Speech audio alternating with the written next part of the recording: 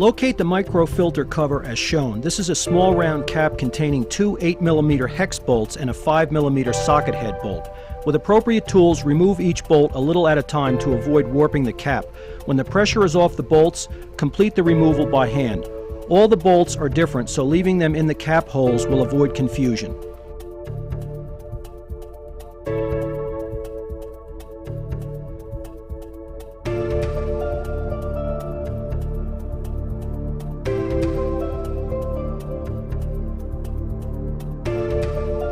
The socket head bolt location contains an O-ring. The O-ring may be on the bolt or in the engine recess. Don't lose the O-ring and inspect it for damage. Replace as required.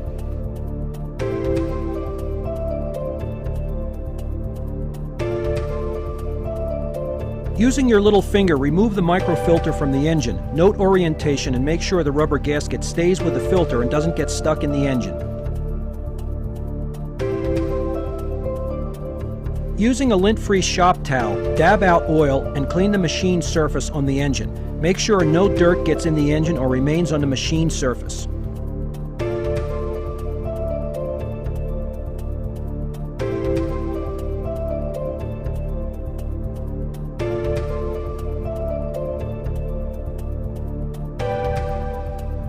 Clean all parts as before. A toothbrush helps facilitate the cleaning process. The soft bristles avoid damage to the filter's delicate screen during cleaning. Clean the cap and remember not to confuse the bolt locations. Inspect the small O-ring associated with the cap as well. Replace if damaged or flattened. Wipe the parts with a lint-free towel and blow off excess fluid with compressed air or a duster.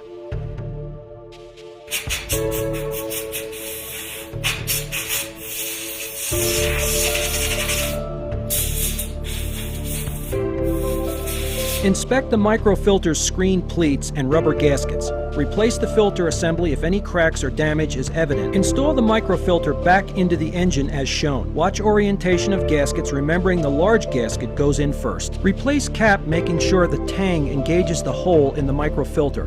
Make sure the small O-ring is in proper position on the socket head bolt or in the engine recess. Make up the 3 bolts as much as possible by hand to seat the cap. Then use tools to complete the tightening of the bolts. As pressure is felt, remember to tighten gradually and work around in a sequence. Use the same pressure for final tightening as you use to loosen. The goal is to make sure all bolts are at the same or near even pressure.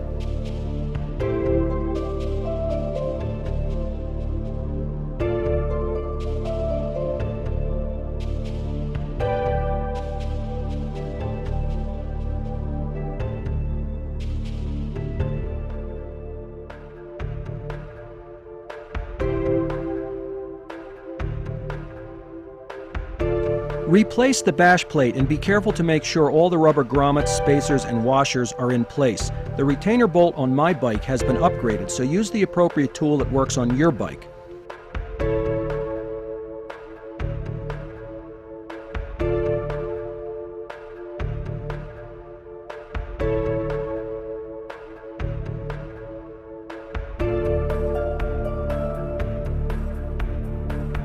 Unscrew the oil filler plug and stuff a small wad of lint-free shop towel in the hole. This ensures nothing foreign enters the engine crankcase. Clean the filler plug as before, making sure to remove all dirt. Apply extra cleaning effort to the threads and O-ring.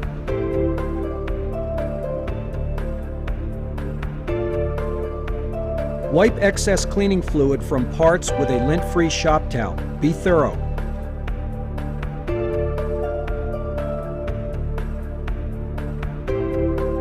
Inspect the O-ring for any cracks or damage and replace it as required.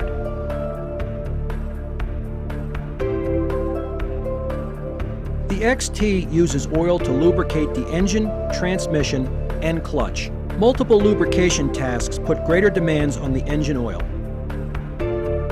The wet clutch can introduce carbon deposits into the oil. Oil chemistry and lubrication dynamics are complex subjects far beyond the scope of this video.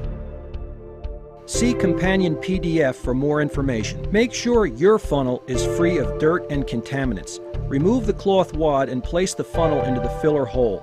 If your funnel is like mine, don't lose the small cap's round gasket down into the engine. Add 1 quart of appropriate engine oil. I use Mobil 1 every 500 miles. Your selection may be different. Using the built-in scale on the bottle, add 2 ounces from a second quart. Mark this bottle as partial.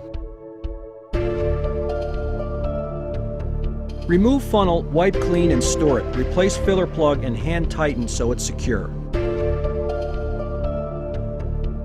Make note of your oil level in the sight glass. This may come in handy should you need to add oil between changes. Start up the bike and check for leaks. The engine oil service is now complete. Double check your work. Make sure all caps and plugs are tightened. Make sure oil level is correct and write down the mileage. Almost all auto parts stores will take your old oil. Please recycle it properly.